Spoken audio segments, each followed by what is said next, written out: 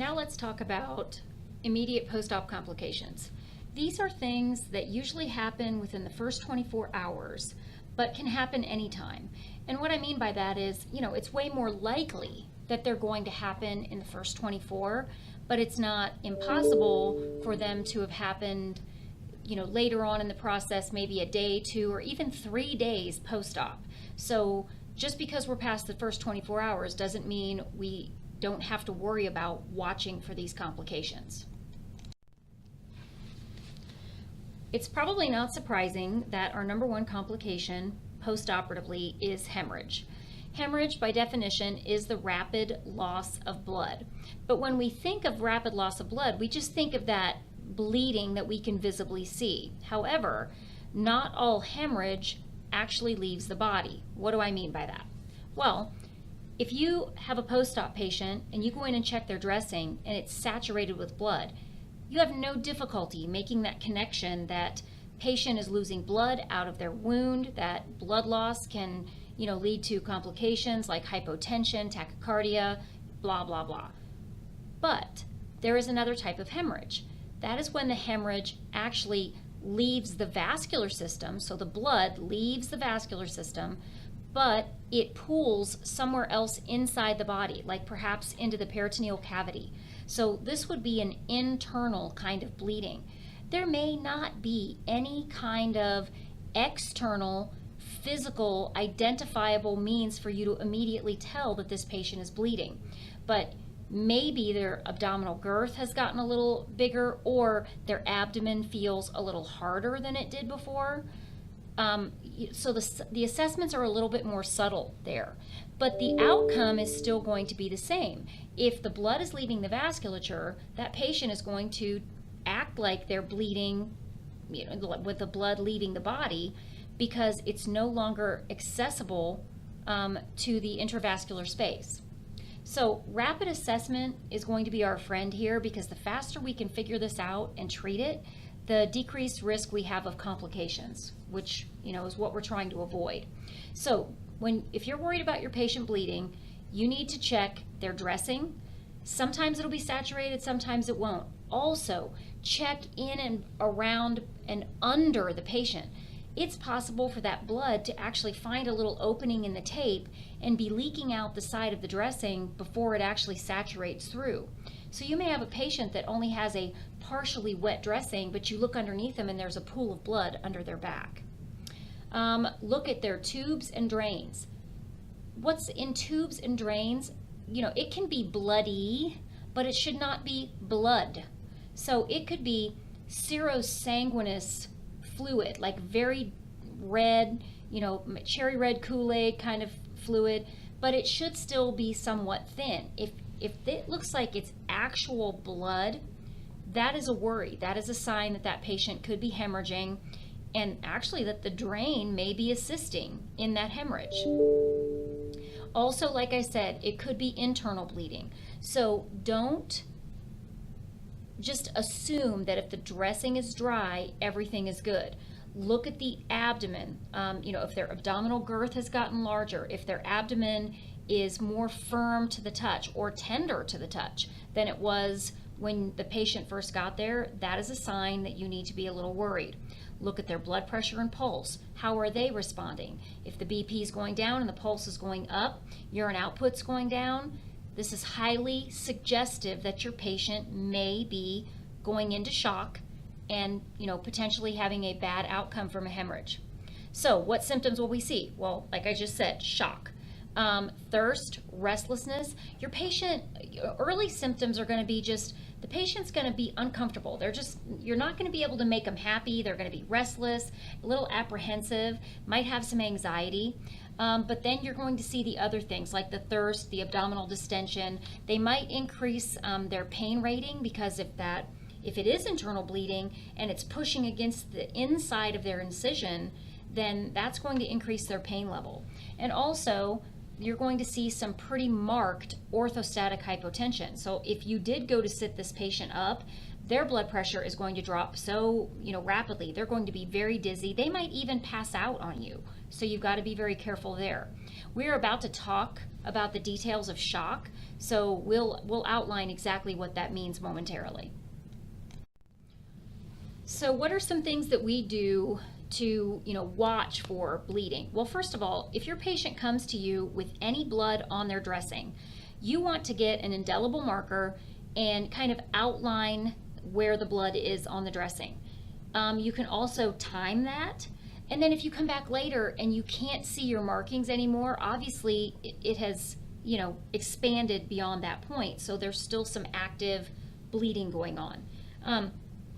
Always date, time, and, circle the drainage. Make sure that that next person can tell. Because if we just say small, medium, or large amount of blood on the dressing, we really don't know, what's medium to one person might be a small amount to someone else. Watch your drain outputs. Like I said, it should look like bloody fluid, not full-on blood. Watch their vital signs and check your patient frequently. Again, when that patient first comes to the floor, you're going to be doing Q 15-minute vital signs times 4, Q 30 times 2, and then Q hour for quite a while. At least 4 hours. If they've got a PCA, it'll be more like 8 hours. So every time you're in there checking vitals in that first 8 to 12 hours after surgery, you should be taking a fast peek at their dressing. All right, so let's talk about what shock is. The definition of shock is acute peripheral circulatory failure. In English, that basically means a significant drop in the patient's blood pressure.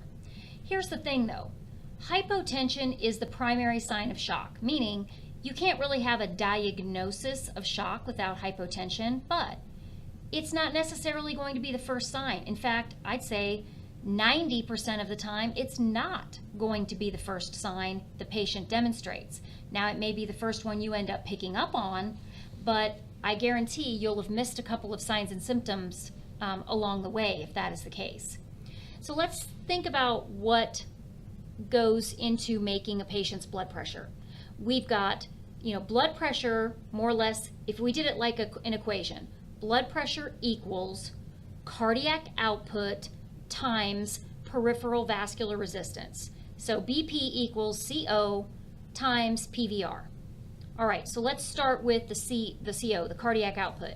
Two things determine your cardiac output. One is the amount of volume you have in your body, in the bloodstream, and the other one is the force in which the heart can pump, okay? So two things go into making your cardiac output. You're going to see why this is important in a second. And then the other part of that is the peripheral vascular resistance. The more constricted your vessels are, the higher your blood pressure will be because it's harder to shove the blood through a constricted tube. The more relaxed or dilated your blood vessels are, the lower your blood pressure will be. Okay? So the three things that help determine your blood pressure are total amount of volume of blood, ability of the heart to pump, and your peripheral vascular resistance, basically the size of your vessels. Now let's apply that to our 5 primary types of shock. We've got hypovolemic, cardiogenic, neurogenic, anaphylactic, and septic. So let's start with the easiest one, hypovolemic, low volume. So this is from blood loss or dehydration or whatever, but whatever the issue is, we have had fluid that should be in our vasculature now no longer be in there. So whether it, leached out from dehydration or it bled out from hemorrhage, we have a lower volume. So if you go back to our equation, if our blood pressure equals volume and heart's ability to pump times peripheral vascular resistance, if our volume number suddenly drops, it doesn't take a rocket scientist to realize that's going to drop our blood pressure, right? Okay. The next one is cardiogenic. With cardiogenic shock, the heart is unable to pump the blood effectively. So I'm not saying it's not pumping. Obviously, it's still working. But if it cannot get that good, strong pump, or what we would call the stroke of the heart. So the stroke volume is the amount of volume that actually is ejected from the heart each time it pumps.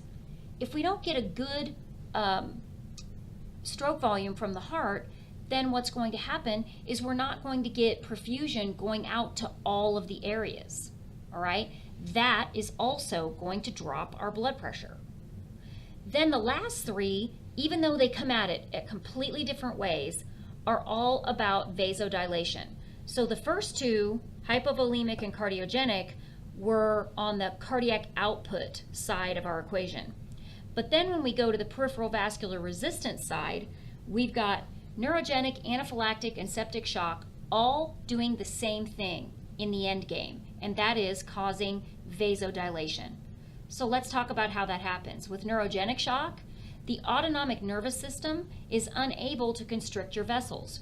Our nervous system is what basically sends the message to the tunica media of all of your vessels and says, hey, constrict.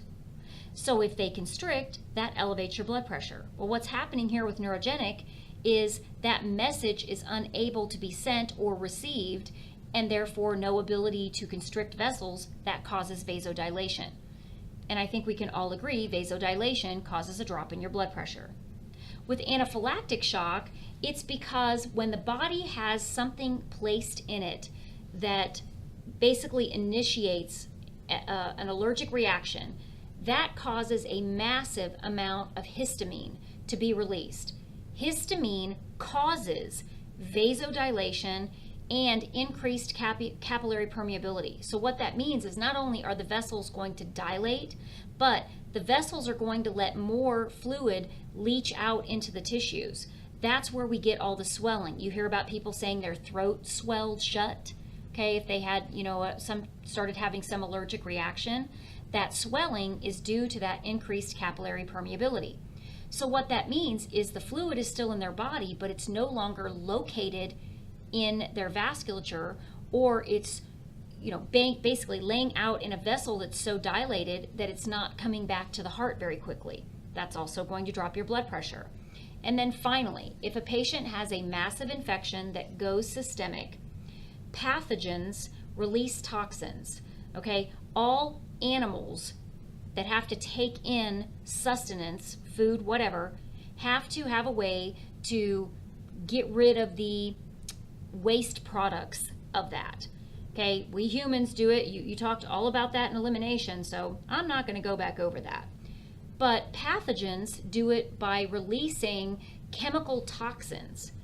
And those toxins, when they get to a high enough level in the body, basically act like a chemical mediator that causes vasodilation and increased capillary permeability. Does that sound familiar? Because it's like the same as anaphylactic. But these toxins basically paralyze the tunica media of the vessel and does not allow it to constrict.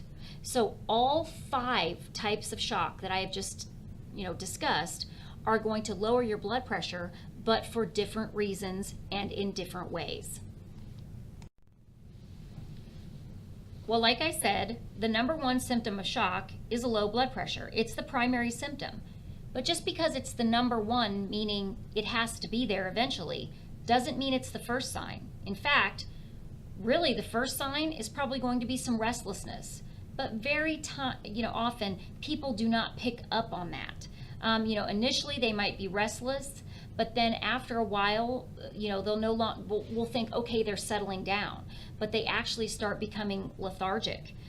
So then they're actually harder to wake up. This can progress to total loss of consciousness if it's untreated. But more than likely, the first sign that's really going to grab your attention is tachycardia and tachypnea. So their heart rate's going to go up. It's going to definitely be over 100. It's going to feel thready. And when you're feeling it, if you're using your fingers to, actually feel a pulse instead of listening to the apical, it's probably not even going to be that difficult to kind of obliterate the pulse because it's going to be very thready. Tachypnea, they're definitely going to be breathing at a faster rate than, is normal. Their skin is going to be pale. Now, a lot of people would say, well, why is it pale? We have vasodilation. Well, that vasodilation causes pooling of blood out in the periphery, but that blood that's pooled out there has already lost its oxygen. So it's not going to be, continuing to perfuse, and it's not going to be returning back, to the heart. So that's what's part of what's going to cause our, pallor, and also the cold and clammy, because that blood is not going to come back to the heart, into the core to be rewarmed. So as it sits out there in the periphery, it's going to start cooling off. Now, gang, if we wait until our patient starts demonstrating signs of cyanosis, we've probably missed a few signs along the way, because technically cyanosis in an adult, very few times is this not a late sign, okay? You're going to see that circumorally first, so around the mouth, so blue lips and whatnot, but you'll also see, the blue kind of showing up in the periphery as well. And then last but not least, decreased urine output. If you're keeping track of their urine output, if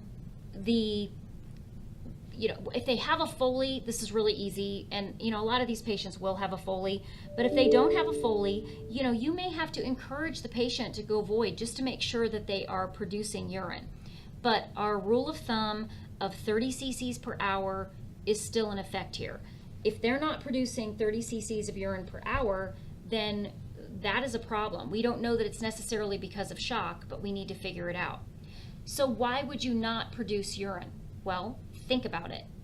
If you're pooling blood out in your periphery, you're not perfusing your kidneys very well because your blood pressure is lower. If your blood pressure is lower, we don't have that ultrafiltration going into the kidney to actually make the kidney make urine. So one of our signs that we're going to see on that patient is oliguria, meaning they're still making urine, but they're not making enough quantity for it to be normal. If this continues and goes untreated, eventually they will go anuric, meaning they will not make any urine. I like this picture, not because I want you to try to memorize everything that's on it, but I like it because it's very visually impactful for you to kind of see how things start. If you look under the oriented or the early signs, they're still oriented, they're restless, they're apprehensive, and they might have a slight elevation in their pulse and a slight decrease in their BP, but you're not going to see a whole lot of stuff that really grabs your attention. But by the time the intermediate signs start showing up, they're going to be more impactful. Those intermediate signs are going to be, you might even start hearing some slurred or slowed speech, cool, moist skin. Now we're going to have the tachypnea. We're going to be pale. We're going to be oliguric. The pulse is going to be rapid and thready.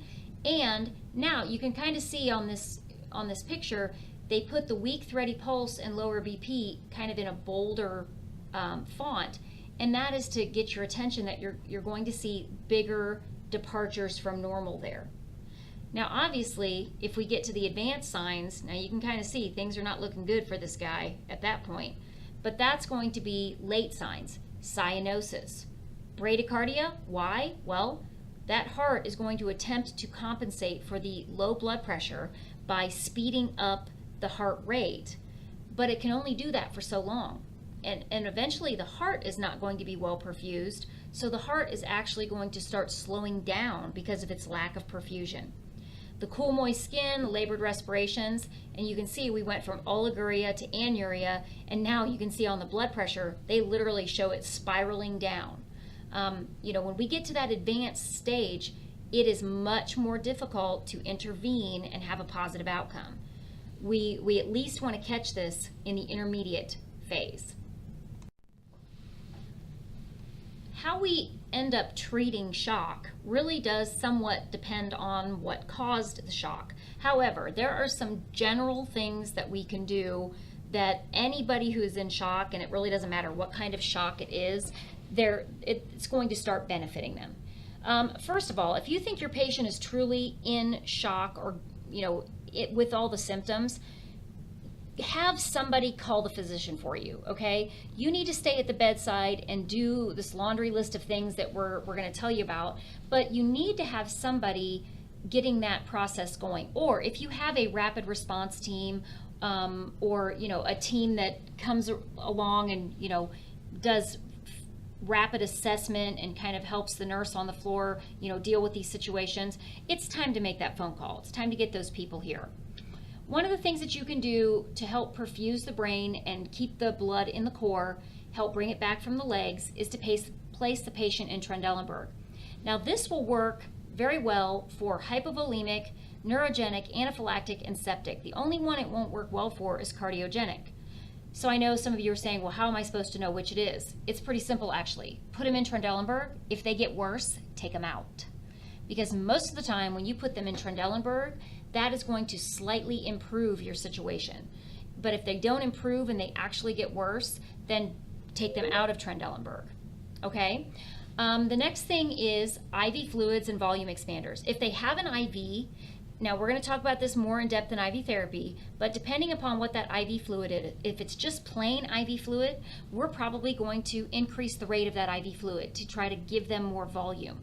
We may even give them volume expanders. There are things that we can do to help the patient hold on to their fluid a little bit better and keep the fluid in the right space.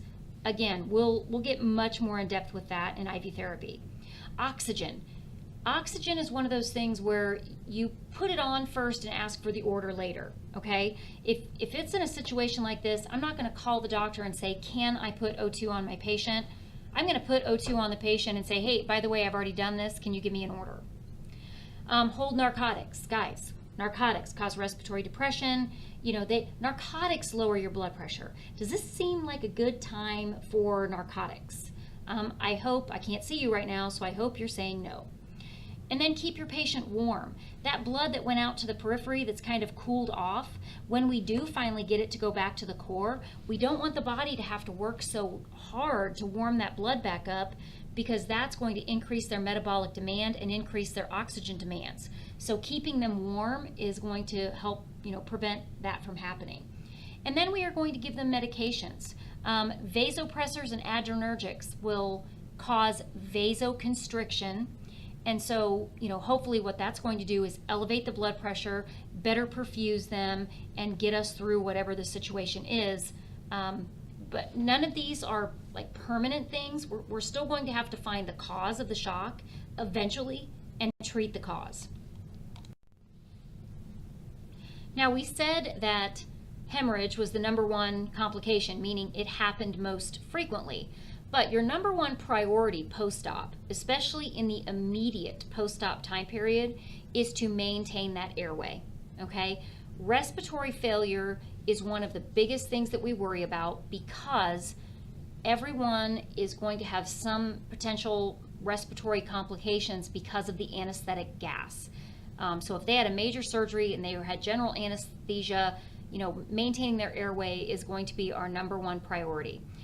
Our risks for, airway management is the fact that the patient is not fully awake. So we are going to have to potentially keep waking them up and, keep maybe repositioning them to make sure that they are in a position that, has the most benefit for keeping the airway open. The medications that we've given them, not only in the surgery, but even the pain management that we're going to have to provide post-surgery, all put the lungs at risk. You know that all narcotics pretty much have respiratory depression as their side effect. I mean, if you're doing a drug card on a narcotic and you don't have respiratory depression as a major side effect, you've kind of missed the boat on that one. And then the risk of nausea and vomiting. If they vomit because of their sleepiness and because of their positioning, they might risk the possibility of aspirating some of that emesis. If they take gastric juice that's about, most gastric contents are about pH of 1 to 2, and it gets aspirated down into their lungs, which should be about a, 7.4 or so, it is absolutely going to, it's like pouring acid into your lungs. It is going to fry some of those alveoli. That's going to make perfusion, or actually oxygenation, more difficult, and gas exchange. And we're already post-op, we're kind of behind the 8 ball on oxygenation anyway. So you can see how this can compound itself very easily. So nursing interventions, I mentioned this already, but positioning is extremely important. if at all possible, semi-Fowlers, if they are acting like they're nauseous or they could vomit, kind of turn them on their side a little bit. So if they would start to vomit, it's more encouraged to roll out of the mouth rather than to go back into the throat and potentially, get into the lungs. Monitor their response to medications. You're not only going back after you give a pain medication to make sure that it's actually doing its job, but you're going back to double check your patient's response to the med. Is their blood pressure okay? Are their respirations okay? We also want to control nausea. If your patient says they're nauseous and they have a medication for nausea, now granted, most of the time it's IV push, so you'll just have to tell your RN, but we want to get in there and get that medication given. Because honestly, once they start throwing up, anti-nausea medication can only really do so much. It works best if it is given before they ever throw up the first time.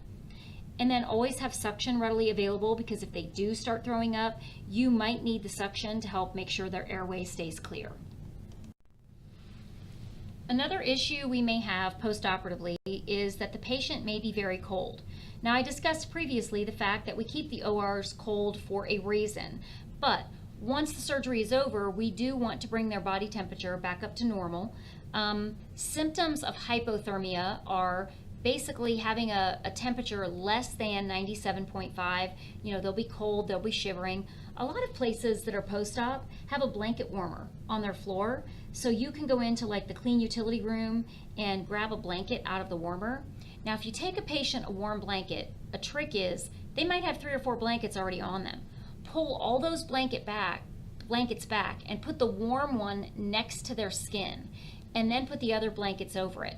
Another trick is, if you can't do that or get to that part of their body, if you wrap their lower legs and feet in a warm blanket, guys, usually if your feet are warm, you're warm. So if you get that, warmed up, that's going to help warm them up considerably. Complications of hypothermia, hypoxia, and also cardiac stress. So we want to take, those potential complications away. What do? We monitor their temperature. Obviously, it's best if you can use the same method to monitor their temperature, because if you keep switching from like oral to temporal, back to axillary, they're not the same. One temperature is not the same as the other. So if you started measuring it orally, then continue to measure it orally so we have something to, compare it to. So eventually this patient is going to finish, being in recovery, and they're going to come to you. Now, a couple of ways you might get report from the recovery room staff. It might be traditional, where the recovery room nurse picks up the phone. If you're the nurse who's receiving the patient on the floor, they're going to call you and they're going to start, just kind of talking and giving you all kinds of information, on your post-op patient. That's kind of traditional, but think about it. If you're the person making the phone call, you got to wait for the floor to find the nurse, and then God forbid she's in the middle of a dressing change or something, or he's in with the doctor working on another patient. So sometimes waiting to get that nurse to come to the desk wastes too much time. I hate to say it that way, but it does. So a lot of recovery areas have taken to a written report, meaning they kind of have a page of data and they fill in the blanks on all of that data. One of the benefits of that is, instead of you trying to scribble as much down as you can while they're giving you report, you have a written report, so you don't have to remember what they said. The bad parts of it, of course, are you really can't ask questions of a piece of paper. If you're on the phone with the nurse, you can ask questions. So there's goods and bads to both methods of reporting. But they should be telling you what kind of surgery the patient had, what their vital signs have been like while they've been in the recovery room. They should tell you their I&Os and their EBL. EBL is estimated blood loss. You should know if they have any drains or equipment that you need to take care of, or that equipment that you will need to obtain. Like they have an NG tube, so you've got to get a suction machine. They should be telling you about what kind of dressing they have, if they have a dressing, and certainly the IV fluid that they have hanging now. And along with IV fluids, if there's any pain meds or antibiotics that were, given recently or in the recovery room, so when the last dose was given. Then if there are any special things, like they might say, the doctor's ordered a stat CBC when the patient gets to the floor?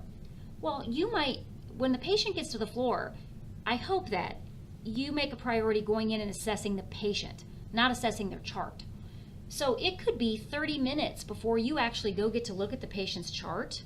So it really is the responsibility of that recovery room nurse to, in some way, give you a heads up to say, hey, there's a stat order on here.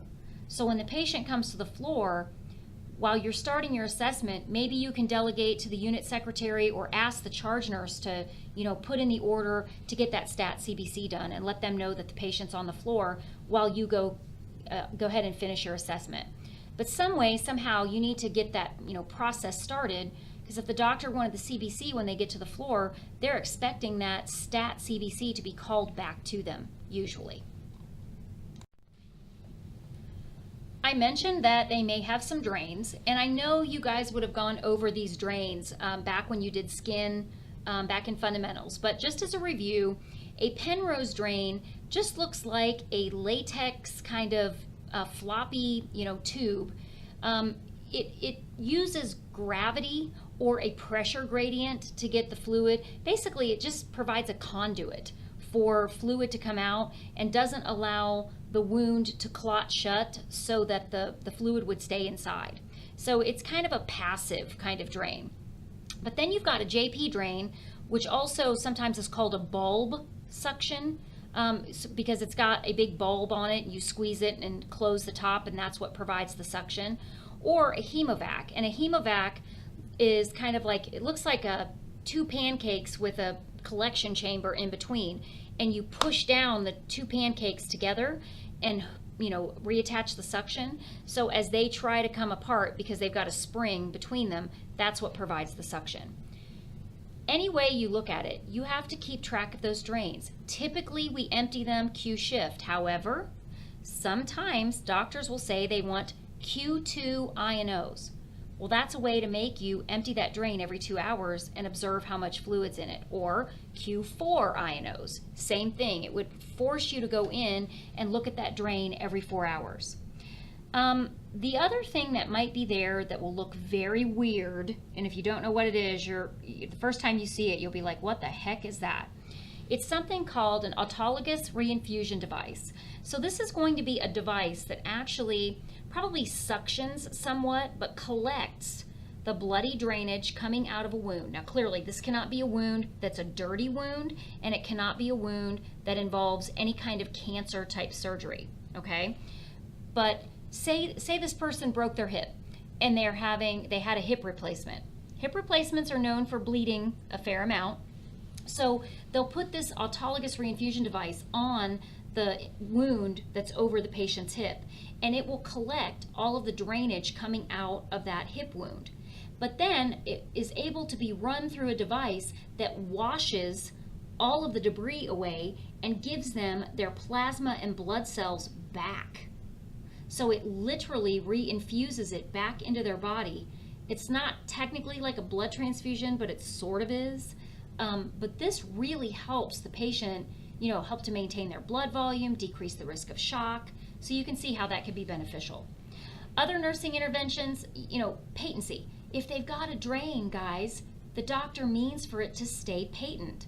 So we have to be in there checking on it. And like I said, at minimum, we're going to empty drains Q shift. The only exception to that is going to be a chest tube. Assess drainage. Obviously, you know what COCA is by now. Color, odor, consistency, and amount. Prevent infection. Make sure that wound drainage, if there's any drainage coming out around the wound, make sure it's being caught by the dressing. Not just sitting there as a great way for bacteria to find its way into a wound. And then if that dressing gets nasty and saturated, if it's immediately after surgery, we probably won't change it. We'll reinforce it, because we don't typically change dressings until we know that a wound has epithelialized, and that takes at least 24 to 48 hours. So most post-op dressings are going to stay on for 48 hours. There are very few exceptions to that, but if you have to add to it to make sure that we have a dry barrier from the air to the wound, we just keep adding packing and gauze on top of it. And then skin integrity around the drain. If they have a drain, hopefully the fluid is coming out the drain, so you shouldn't have a bunch of stuff leaking around the tube. But occasionally you will have that. So make sure you have a dressing around that drain tube to pick up any of that, again, before it becomes a great, medium for bacteria. As I mentioned before, looking at the dressing and doing an assessment of your, surgical dressing is somewhat a part of those immediate post-op vitals. Your first 8 to 12 hours, you're going to look at that dressing a heck of a lot. Now, if I'm being perfectly honest, after the first 8 to 12 hours, you're probably only going to have to assess and document that you looked at that dressing once a shift. But in those first few hours, we're obviously going to be documenting it and looking at it a lot more frequently. So what are some nursing interventions for that dressing? Again, if any part of that dressing is saturated and the exudate, the wound, drainage, whatever, has come to the top of the dressing, then we probably need to reinforce that dressing. Never physically undo and change a surgical dressing without an order. The reason that is kind of a rule is because what I mentioned a minute ago about that epithelialization that's going to take place, that's going to basically seal the wound so it isn't as easy of a portal of entry, takes 24 to 48 hours. So that dressing that was put on initially was done in extremely sterile conditions. If we take the dressing off and we try to do a sterile dressing change, we're going to have to try to be as psychotic as we can, but we're never, about sterility, but we're never going to be able to reproduce the sterile environment that they were in the operating room to put that on. So if at all possible, we're just going to leave that dressing on and reinforce it. Obviously, we need to document, and if there's anything that looks abnormal, we definitely need to put that in our documentation, but we also probably need to call the physician or see the physician on rounds and make sure we report that.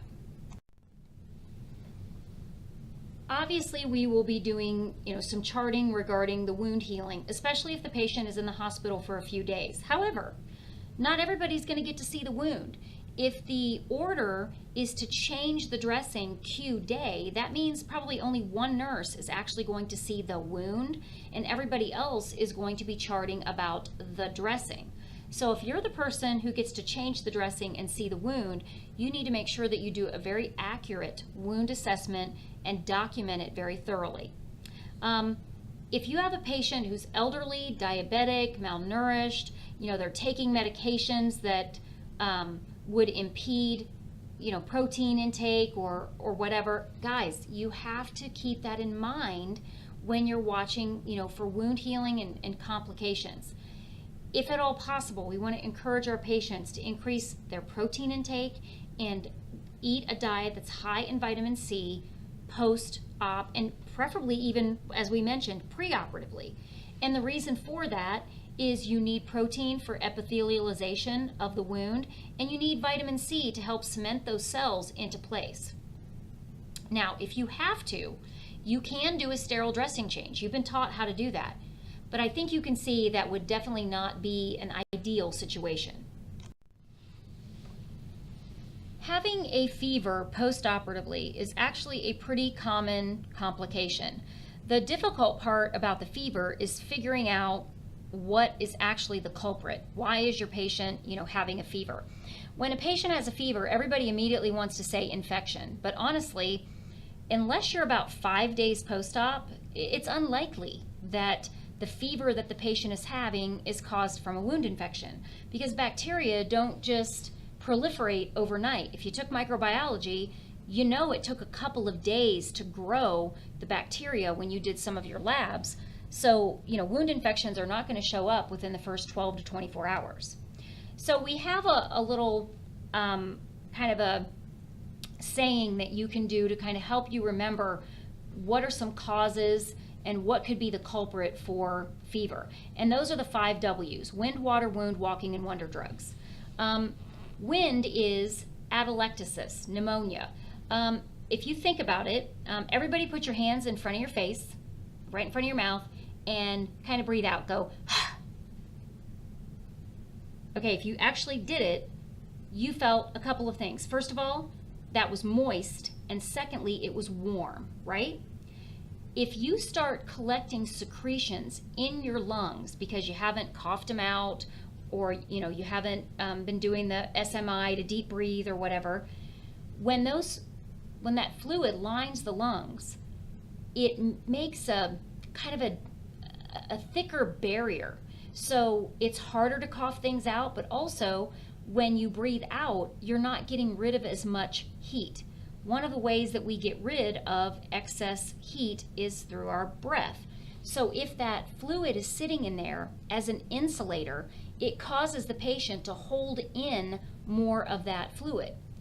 Best way to get rid of that is going to be simply to deep breathe and to cough. So unless coughing is contraindicated in your patient, coughing is going to be one of the best ways to bring down an immediate post-op temperature. If you're in the first 12 hours and your patient gets a fever, you're like 100.8 or 101, you're like, dang, what's going on? We need antibiotics. No, they need to cough. The next possibility is dehydration. We all know that in the absence of infection, dehydration can elevate your temperature, okay? Now, if that's the issue, then properly hydrating the patient is going to take care of the fever, and it's going to take that away. But we also need to watch when we're giving somebody IV fluid, okay? We need to watch that IV site and make sure that there are no complications. What starts off as a local complication can turn into a systemic complication and could also be the source of a fever, okay? Now, third one on the list is our wound infection. So, the most likely reasons for the fever are due to wind and water. Wound is on there, but it's the third one. So clearly we would have to look at the wound edges. Do they look angry and red? Is everything swollen and puffy? Is there any exudate that is, purulent coming out of the wound? Look at their white blood cell count. Now, listen, you have to take this with a grain of salt, because everybody who's had surgery is going to have an immune response to the invasion of their body. Even though we did it in a sterile fashion, they're going to have a white blood cell kind of response to that. So if normal white count is between 5 and 10, it's not uncommon for your surgical patient, your fresh surgical patient, to be sitting at 12 and 13. That's not unheard of. But now if they're sitting at 18 to 20, okay, that is definitely suggestive of infection. The next W is walking. Has your patient been up and moving around? Well, first of all, that would also help with wind if they were. But if they haven't been, if they start to form a DVT in their leg, we all know that DVTs can make the legs warm to the touch and inflamed. But that can also translate into a systemic response, and you can start to see their overall temperature elevating. Now, it'll take a while for that to happen, but that is, one of the reasons for a post-op fever. And then last but not least is wonder drugs. Not only the narcotics that we're giving them post-op, which cause respiratory depression, okay, but the anesthesia that we gave them during the surgery that kind of paralyzed that mucociliary escalator. If, that's not kind of kicked back into gear, and if they haven't blown off all that anesthesia, that could also be a reason that they've got a fever. So when you're trying to figure out the etiology behind your patient's post-op fever, run yourself through these 5 W's and see if you can figure out the cause.